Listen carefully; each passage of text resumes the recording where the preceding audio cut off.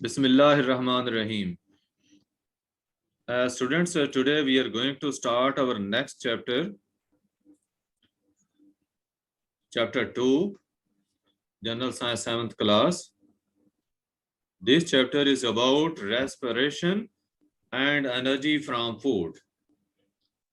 इस चैप्टर के अंदर हम रेस्पिरेशन के बारे में पढ़ेंगे और रेस्पिरेशन जिसमें कि ब्रीदिंग भी होती है, सांस लेने का सिस्टम, और उसके बाद ब्रेकडाउन ऑफ फूड जो होती है उसको हम सेलुलर रेस्पिरेशन कहते हैं। ये चीजें हम डिटेल से इस चैप्टर के अंदर स्टडी करेंगे। Before starting this chapter, if any student has any question regarding previous chapter, chapter 1, you can ask any question बेटे पिछले चैप्टर से रिलेटेड।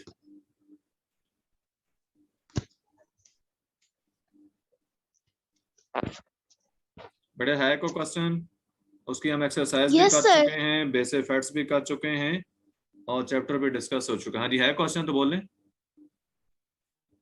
Yes sir. सर आपने इसके क्वेश्चन आंसर डिस्कस किए? क्वेश्चन आंसर बेटे हुए डिस्कस। Sir okay. जो last ये लेक्चर मेरा अपलोड हुआ है उसमें आप देख सकते हैं, क्वेश्चन आंसर होंगे।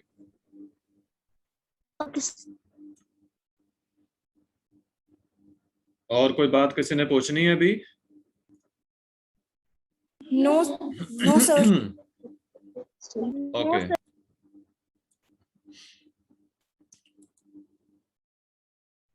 okay, this new chapter, as I have told you, this chapter is about respiration and energy from food. कि respiration को हम देखेंगे कि वो कैसे होती है और energy from food साथ क्यों relate किया, क्योंकि इसी respiration के process के अंदर energy produce होती है। बेटे now you should all be attentive and mute. Whenever you are to ask any question, you can unmute yourself. In most living things, in most living organisms, including human beings, बताया गया कि energy for life जो है, it comes from a chemical reaction, and this reaction is there between food and oxygen. कि खुराक और oxygen के दरमियान केमिकल रिएक्शन होता है, जिस रिएक्शन के रिजल्ट में एनर्जी प्रोड्यूस होती है, और ये एनर्जी सारे लिविंग ऑर्गेनिजम्स यूज करते हैं, इंक्लूडिंग ह्यूमन बीइंग्स, यानी इंसान भी इसी तरीके से ही एनर्जी को प्रोड्यूस करते हैं। इंसानों के अंदर इसी तरीके से एनर्जी प्रोड्यूस होती है जिसको कि हम यूज करते हैं। बेटे इस रिएक्शन को कहते हैं aerobic respiration. Aerobic respiration is that takes place in the presence of oxygen. Oxygen की मौजूदगी में होने वाला जो रेस्पिरेशन का प्रोसेस है उसे एरोबिक रेस्पिरेशन कहते हैं। Later on we shall study another type of respiration is also there. Can anybody name that type of respiration? If anyone knows, but that is anaerobic respiration. It is aerobic and the second one is anaerobic. Aerobic respiration is that in which oxygen is used, and anaerobic is that takes place in the absence of oxygen. Aerobic respiration में oxygen use होती है और इस oxygen का reaction खुराक के साथ होता है और उसकी ब्रेकडाउन से एनर्जी प्रोड्यूस होती है। आगे आपको बताया गया aerobic means in the presence of air और ऑक्सीजन। ठीक है, यहाँ एक्सप्लेन भी कर दिया गया आपकी बुक में कि एरोबिक का मतलब है ऑक्सीजन की प्रेजेंस में। You can live for a few days without food, but without air you will die in few minutes. आपको इम्पोर्टेंस ऑफ ऑक्सीजन बताई गई है। बेटे क्वेश्चन पूछना है? क्वेश्चन नहीं पूछना होता तो म्यूट रहा करें। बेटे आपको इंपॉर्टेंस ऑफ ऑक्सीजन यहाँ पे एक्सप्लेन की गई है इस सेंटेंस के साथ कि आप खुराक के बगैर, खाए पिए बगैर तो आप चंद दिन तक जिंदा रह सकते हैं, लेकिन सांस लिए बगैर आप चंद मिनट तक जो है वो सरवाइव करेंगे। You will die in few minutes if oxygen is not there. If you are deprived of oxygen, you will die in few minutes. कि चंद मिनट से ज्यादा आप सरवाइव नहीं कर सकते, चंद मिनट के अंदर डेथ हो जाती है ऑर्गेनिज्म की, लिविंग ऑर्गेनिज्म की, एनिमल की, या आप इंसान की बात करें, अगर ऑक्सीजन की सप्लाई ना हो तो। It's the oxygen in the air which is so vital to you. Vital mean most important, much important. कि ऑक्सीजन हवा के अंदर होती है, और ये ऑक्सीजन है जो आपके लिए इंपॉर्टेंट है, पूरी एयर नहीं। बड़े एयर के अंदर तो कार्बन डाइऑक्साइड भी होती है, नाइट्रोजन भी होती है, सबसे ज्यादा नाइट्रोजन होती है। 78% हवा के अंदर नाइट्रोजन गैस होती है, और ऑक्सीजन सिर्फ उसमें 21% होती है। सिर्फ ये ऑक्सीजन है जो हमारे सर्वाइवल के लिए बहुत ही इंपॉर्टेंट है। That we can't survive without this oxygen, we will die in a few minutes if oxygen is not there. Sometimes, आगे नेक्स्ट आपको सेकंड कैटेगरी जो है उसके बारे में बताएंगे, एनारोबिक के बारे में। समटाइम्स बेटे ऐसे होता है कि though your breathing can not get enough oxygen to your cells, कि आप ब्रीदिंग के जरिए सेल्स की जो रिक्वायर्ड ऑक्सीजन है वो प्रोवाइड नहीं कर सकते। For example, you are running a race, ठीक है, आप रेस लगा रहे हैं, तो आपके जो मसल्स हैं they may need to release more energy for movement, आपको ज्यादा एनर्जी की जरूरत है उस वक्त, but oxygen can not get to your cells fast enough. जिस रेट से आपको ऑक्सीजन चाहिए, जितनी क्वांटिटी में आपको ऑक्सीजन उस वक्त चाहिए, क्योंकि देखो ऑक्सीजन के जरिए तो एनर्जी प्रोड्यूस होनी है। जो एनर्जी आप यूज कर रहे हैं रनिंग के दौरान, आपके मसल्स की वर्किंग के लिए जो एनर्जी यूज हो रही है, बट वो ऑक्सीजन के जरिए प्रोड्यूस होनी है। खुराक के साथ इसी ऑक्सीजन का रिएक्शन होना है, जैसे एनर्जी प्रोड्यूस होनी है वो आपके मसल्स को मिलनी है, और आपके मसल्स काम करते रहेंगे। तो बेटे जब आप रेस लगा रहे हैं, आपको ज्यादा एनर्जी चाहिए, अब उसकी प्रोडक्शन के लिए ऑक्सीजन भी ज्यादा चाहिए, लेकिन अगर आपका ब्रीदिंग सिस्टम जो है रिक्वायर्ड ऑक्सीजन इस रेट से नहीं पहुंचा सकता जिस रेट से उसकी रिक्वायरमेंट है, तो फिर बॉडी क्या करेगी? Body will get energy by breaking glucose, by breaking down glucose without oxygen. तो बेटे बॉडी के अंदर एक और सिस्टम फिर स्टार्ट होगा एनारोबिक रेस्पिरेशन का, जिसमें ग्लूकोज की ऑक्सीडेशन होगी बगैर ऑक्सीजन के। अब जब ऑक्सीजन के जरिए ऑक्सीडेशन होती है तो प्रोडक्ट्स क्या बनते हैं? कार्बन डाइऑक्साइड, वाटर, और साथ एनर्जी प्रोड्यूस होती है। ठीक है, ग्लूकोज की जब ब्रेकडाउन ऑक्सीजन के जरिए होती है तो क्या मिलता है बेटा? क्या बताया मैंने?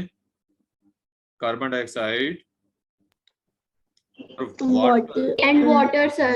Yes, carbon dioxide and water along with energy released, energy भी रिलीज होती है और कार्बन डाइऑक्साइड और वाटर भी प्रोड्यूस होते हैं ग्लूकोज की ऑक्सीडेशन से, अगर ऑक्सीजन मौजूद हो। लेकिन अगर ऑक्सीजन मौजूद ना हो, इन the absence of oxygen, glucose की जब ब्रेकडाउन होगी तो बेटे इससे लैक्टिक एसिड प्रोड्यूस होता है, लैक्टिक एसिड। अब एनर्जी इससे रिलीज तो होगी जो आप रनिंग में यूज करेंगे, लेकिन ये जो, हाँ ये भी याद रखें कि थोड़ी एनर्जी प्रोड्यूस होती है, ये इतनी एनर्जी प्रोड्यूस नहीं होती जो ऑक्सीजन की प्रेजेंस में, जो एरोबिक रेस्पिरेशन में प्रोड्यूस होती है वो ज्यादा है। तो उस जितनी एनर्जी एनारोबिक रेस्पिरेशन में प्रोड्यूस नहीं होती, लेकिन फिर भी जो एनर्जी की शॉर्टेज थी वो प्रोवाइड की जाती है एनारोबिक रेस्पिरेशन के जरिए। लेकिन ये जो लैक्टिक एसिड होता है, इससे जो प्रोड्यूस होता है, ये मसल्स के अंदर बिल्डअप होना शुरू हो जाता है, अकोमोलेट होना शुरू हो जाता है।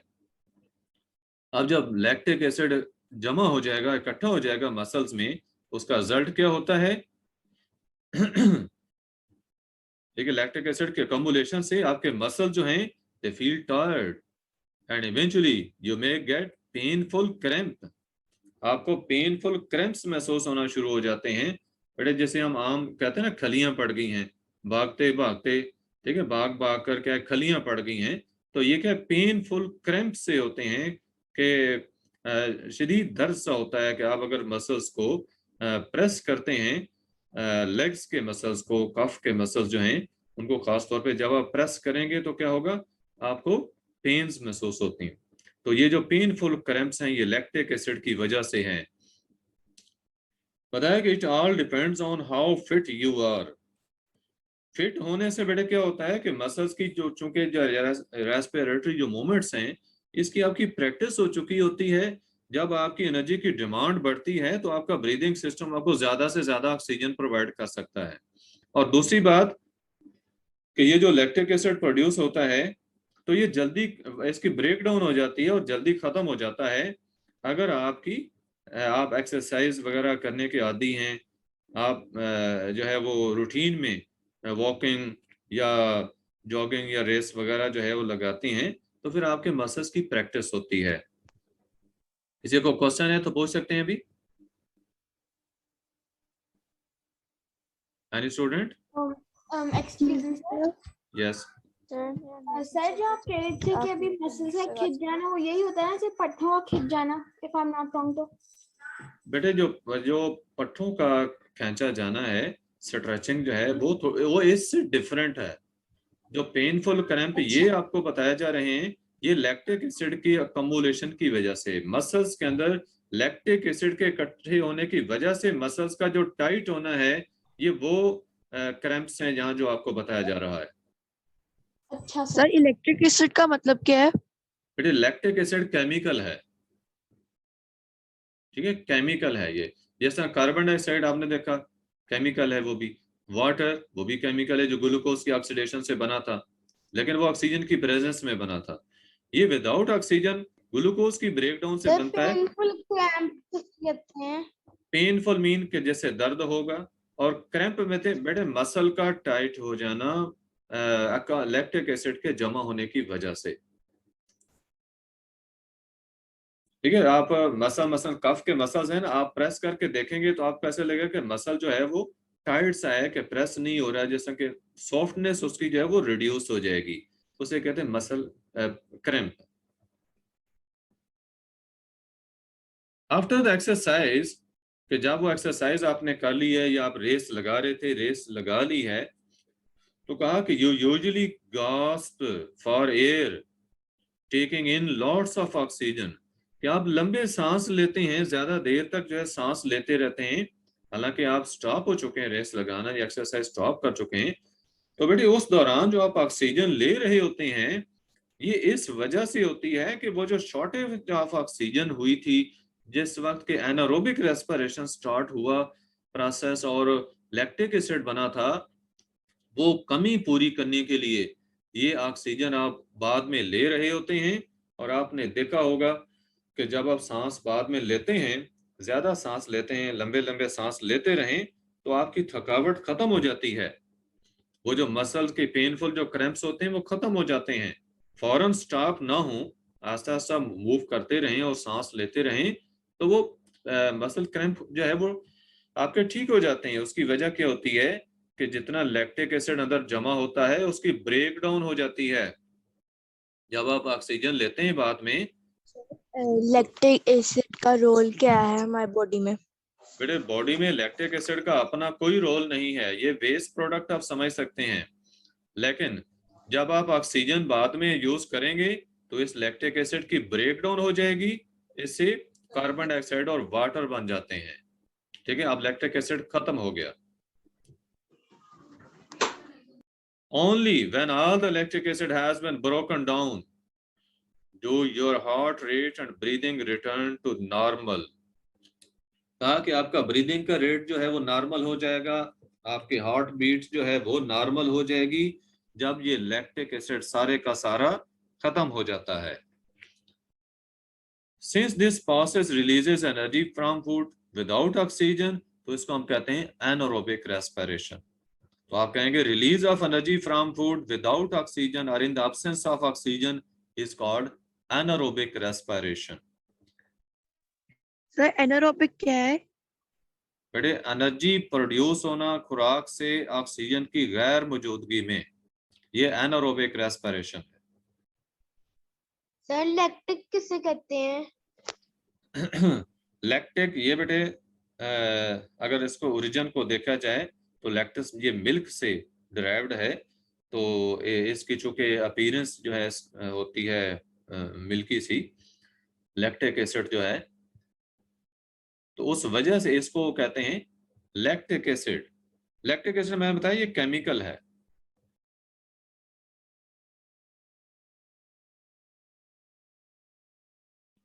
हाँ जी, कोई क्वेश्चन किसी बच्चे का है?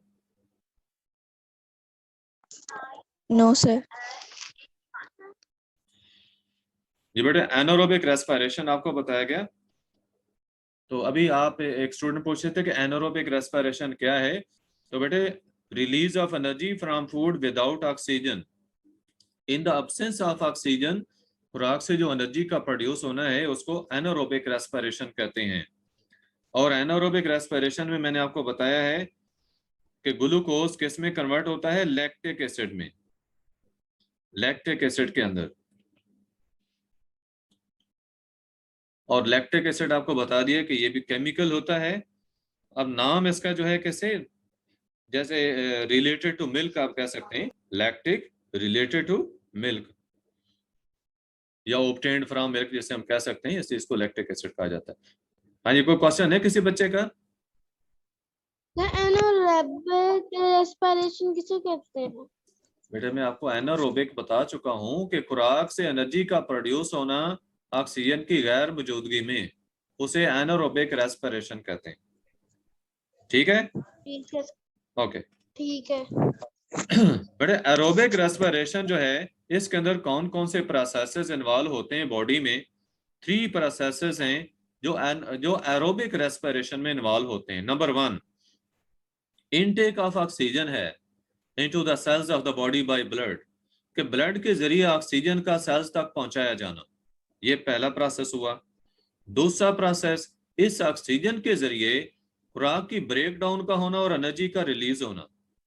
जो डिजॉल्व फूड होती है सेल्स तक पहुंची होती है ब्लड के जरिए, इस ऑक्सीजन के जरिए उस खुराक की ब्रेक डाउन का होना, उसे एनर्जी का रिलीज होना। आपको बताया ना कि एरोबिक रेस्पिरेशन क्या है? ये रिएक्शन होता है खुराक का और ऑक्सीजन का, जिससे एनर्जी रिलीज होती है। तो दूसरा प्रोसेस इस रिएक्शन का हो गया, यानी एनर्जी का रिलीज होना हो गया।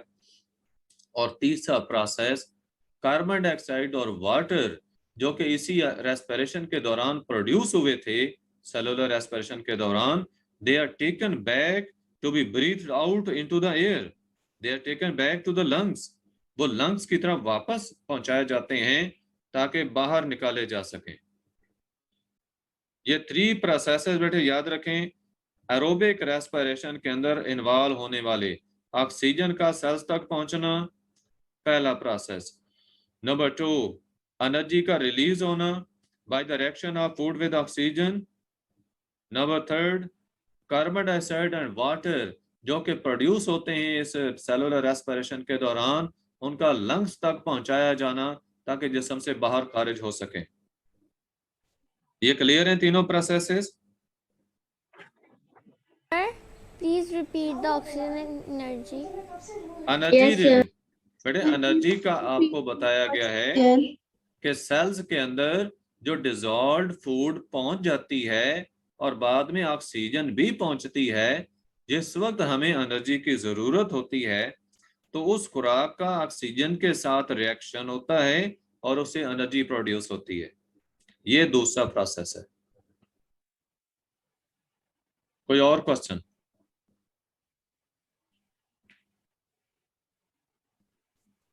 कोई क्वेश्चन नहीं किसी बच्चे का? No sir. Okay.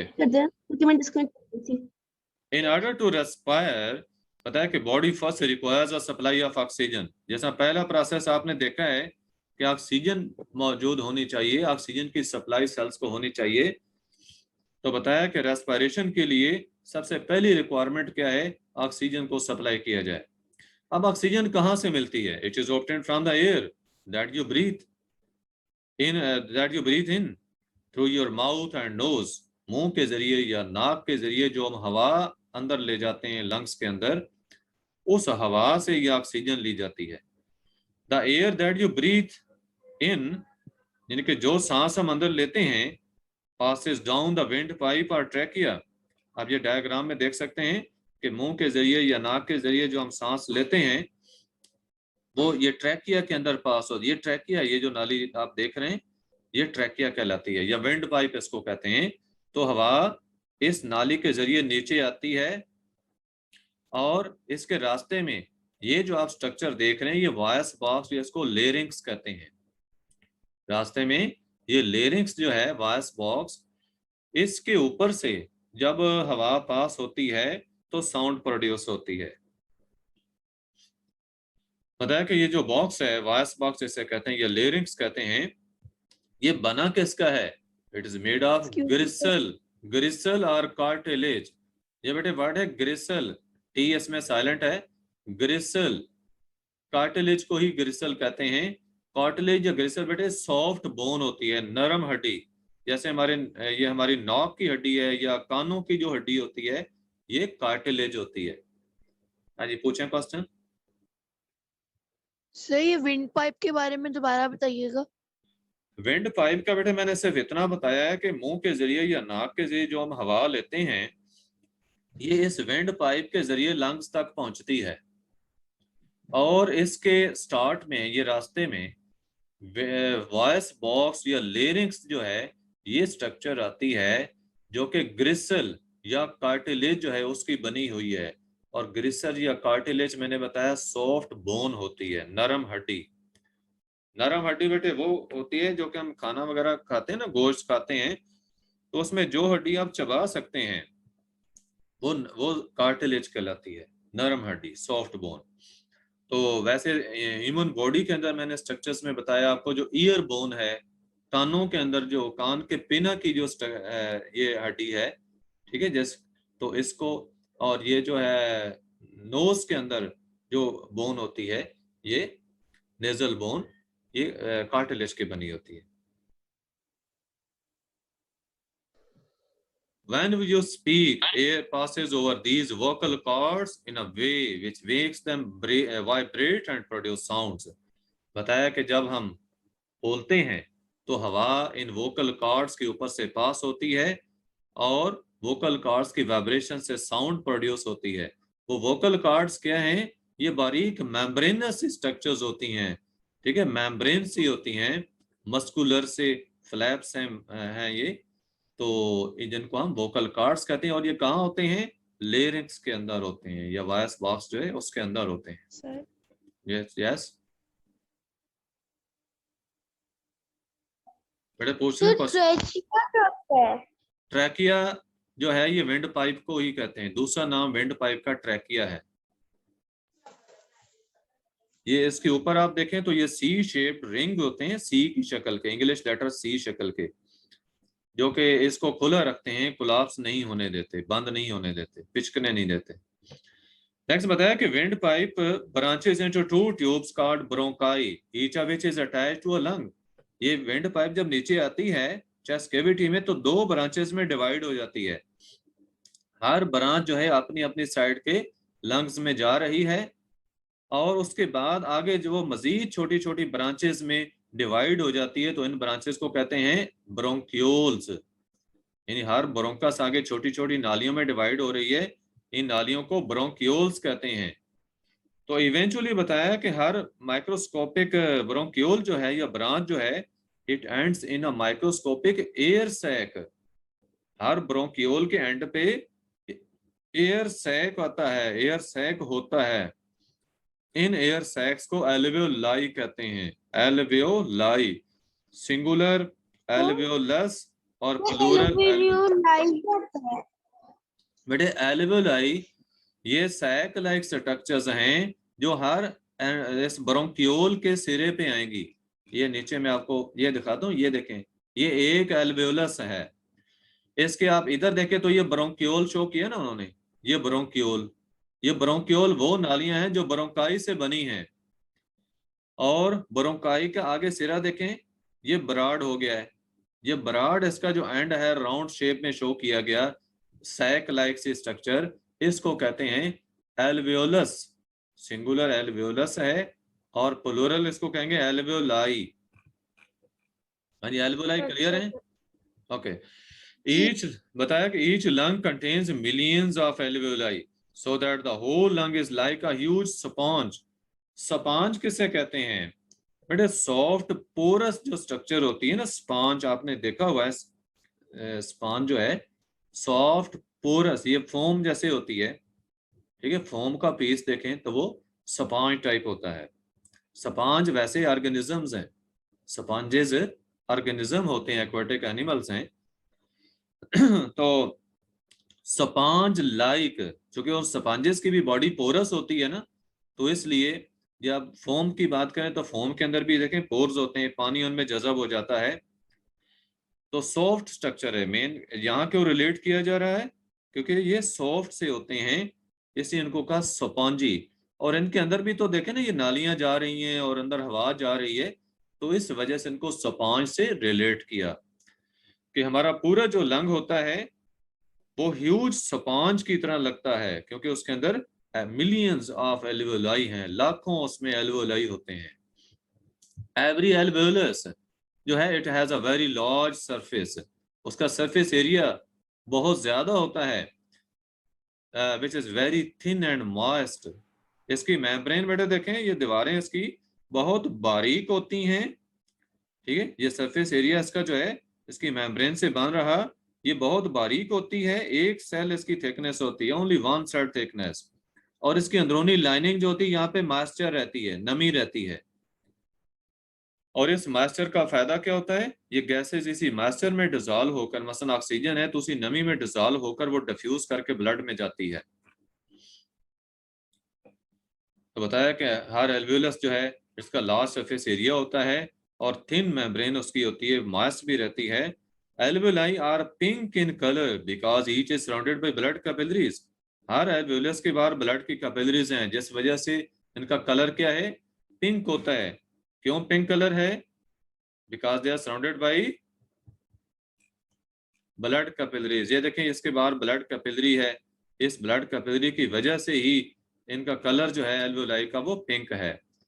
Some of the oxygen from the air breathed in dissolves in the moisture on the surface of alveoli and it passes through their thin walls into the blood capillaries। बेटा ये देखें यहाँ जो यहाँ moisture जो थी, नमी थी, जो हवा एल्वियोलाई के अंदर आती है, उस हवा के अंदर मौजूद ऑक्सीजन इस मॉइस्चर में डिसॉल्व होकर ब्लड में डिफ्यूज कर जाएगी। ठीक है, समझ आ गई आपको? Yes sir. ब्लड कैपिलरीज में बेटे ऑक्सीजन डिफ्यूज हो जाएगी and at the same time जो कार्बन डाइऑक्साइड प्रोड्यूस होती है सेल्स के अंदर, वो यहाँ ब्लड के जरिए यहीं पे पहुंची होती है और ये कार्बन डाइऑक्साइड एल्वियोलाई के अंदर चली जाती है। ठीक है, जब हम सांस बाहर निकालते हैं, खारिज करते हैं हवा, तो ये कार्बन डाइऑक्साइड उसके साथ ही बाहर खारिज हो जाती है। ये स्ट्रक्चर आप देख सकते हैं, यहीं तक आज हमने पढ़ना है। ये देखिए ब्लड को दिखाया जिसमें कार्बन डाइऑक्साइड थी, ये इधर से यूं ब्लड जा रहा है और इसकी कार्बन डाइऑक्साइड एल्वियोलस के अंदर रिलीज हो रही है, जबकि एल्वियोलस के अंदर से ऑक्सीजन जो है वो ब्लड में जा रही है। और ये ब्रोंकियोल के सिरे पे आपको एल्वियोलस दिखाया। बेटे को क्वेश्चन है तो पूछने, टाइम एंड हो सकता है। No sir. सर एल्वियोलस की क्या स्पेलिंग है? ALVEOLUS, alveolus. ये बेटे देखें, ये एल्वियोलस लिखा हुआ आपके ALVEOLUS। Okay sir. ओके बेटे, सर। ओके, अल्लाह हाफिज। अल्लाह हाफिज सर। अल्लाह हाफिज सर। अल्लाह हाफिज।